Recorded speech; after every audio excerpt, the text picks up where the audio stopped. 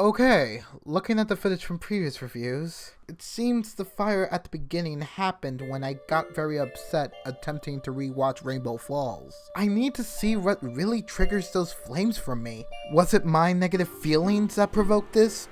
Or am I looking at it wrong? Anyway, I don't need to worry about this at this time. I'm finally doing the episode I want to review most of all.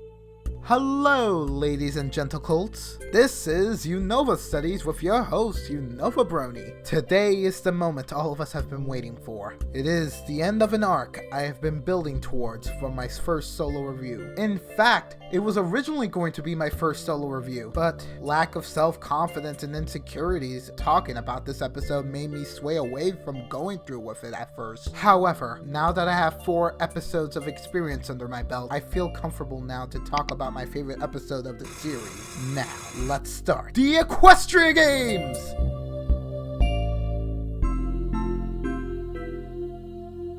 Before we move on to the finale, let's look back on what positive effects this Equestria Games arc did for certain characters. In Flight to the Finish, Scootaloo was being assured by Rainbow Dash that her contributions to the CMC wouldn't be diminished for lack of skill in one prominent area, since she can do something from her own area of expertise. And Rainbow Falls gave Rainbow an attitude adjustment when it came to competition for something bigger than herself. We see these after effects center stage during the opening when Rainbow and Scootaloo act as pep talkers for the Ponyville team. I bet you're wondering why did I reviewed all the episodes that led up to the games in the first place. All that build up didn't amount to much in the episode except for the successes of previous episodes being showcased at the beginning and the middle of the episode. Other reviewers have argued this episode's reasoning for not featuring the games to a large extent. Here's my thoughts on the debate. The previous episodes gave no chances for significant involvement from the other members of the main 6. To partake in the event was another red flag to the finale's potential, dimming more and more as each episode's pass. Only Rainbow and Fluttershy were competing in the games, and it was only for one event. If Rainbow Falls didn't put that restriction on Dashy's participation, she could have been in more events representing Ponyville, showing the games more in depth. Hey, here's an idea from me on how this could have led to a nice finale for the arc. An episode where Rainbow is becoming an overachiever by participating in multiple events for Ponyville due to not believing in the ability of the Ponyville citizens to take the gold in their retrospective events. After multiple events, this would have stressed Rainbow's body to the point of needing immediate rest, yet she still seeks to help improve Ponyville's image with her athleticism and tenacity. The pressure of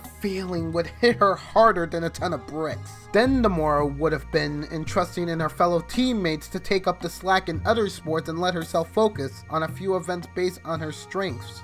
And at the end, this episode could have had another lesson of the games as a means of showing the community display their skills through different participants. But this is just one idea on what could have happened for the Equestria Games arc. Now, let's move on to what changes this episode did from similar Spike episodes that pushed it above and beyond. Equestria Games was the penultimate episode where there was large stakes no matter how you looked at it. For people's highest expectations of a thrilling action drama were left undesired. The high stakes were placed on Spike's shoulders this time. Before this point, all of Spike's episodes could be considered self-contained just like the show. But the reason for it is his issues in his episodes are small-scaled compared to the main 6's problems, only relating to the characters or the town involved. That is because there is no goal at the end of the road for Spike. Yet this problem also plagued other characters such as Applejack and a bit of Fluttershy and Pinkie Pie. However, those characters had more complex personalities than little Spiky Wikey, who could be placed in different circumstances based on the pony's availability in storylines and action. So this gave him the title of irrelevant side character by the fans. But it's no longer that. When Spike is formally coming to the Crystal Empire for the first time, the citizens shower the baby dragon with gems and praises unlike anything seen before. For his actions during the re-emergence of King Sombra and the Crystal Empire. I cannot tell you how ecstatic I was seeing this. The show cut Spike a big break in the form of new canon stating that he is a hero for the Empire, and the Crystal Ponies worship him as a living legend. When Spike couldn't light the torch at the opening ceremonies, he did not fail in a public spectacle, but in a harsh, internal fashion. Such failings can show its effects as massive depression for the character's future actions. Spike then wants to fix his flaws through more actions and not getting to the basis of the problem, which is understandable. When he tries to butt in during the award ceremony for the relay race, his impromptu actions for the moment shatter, and now he's publicly humiliating himself with no second chances of hiding his mistake. Although No Pony mocks him for the incident, Spike has lost a lot of self-esteem for himself and has withdrawn from society as a result. Following an athlete's error in performance, an icy Spike-covered cloud of death looms over the audience. As if done by practice, Spike annihilates the ice hazard without embarrassing himself in the process. The only difference that this successful action has done is that Spike isn't instantly gratified. Spike's major character flaw in the episode is shown here when he's not thinking about his self-image, that he's able to perform successful feats. The mental hang-up he seemed to had was only letting him down further into failure, until he just stopped focusing on his past mistakes and just did something in the present without overthinking. This is something powerful that anyone with an inferiority complex, self-esteem issue, or what else needs to see and hear. The moral just delivers to those who look at their previous actions in life as horrible, embarrassing moments and just tells them to not let it control your mood and don't attempt to fix the problem actively. So now, I believe it's time to wrap up my thoughts on this episode. Equestria Games was the reason I started reviewing in the first place. It was an episode that changed how I appreciated My Little Pony for doing something right for a character long neglected by the show's staff. Spike's no longer being a figurative punching bag by the writers and the environment for an episode, and the episode has you learn about how self-pity and trying to gain back self-respect forcibly isn't the answer. When Spike, at the beginning, saw his self-image of being someone who doesn't fail to deliver being shattered, he attempts to recover this identity through any means necessary. It struck a chord within me. Someone who is a TV viewer, who isn't easily gratified to being emotionally connected to shows or characters all these times before. I didn't know how much I loved the Little Purple Dragon until this came out. He was humble, reasonably frightened by a large change in the crowd situation, sought redemption constantly from his peers, and wanted to be loved for the things he does for others. With that info at hand, hopefully this explains why Spike is my favorite character in the entire show. Now, I know this wasn't the finale to a story arc people weren't asking for. Really, this is akin to the Grand Galloping Gala arc, in which they hyped up the thing for the girls to get a fast track way for success, yet none of their wishes did come true that night.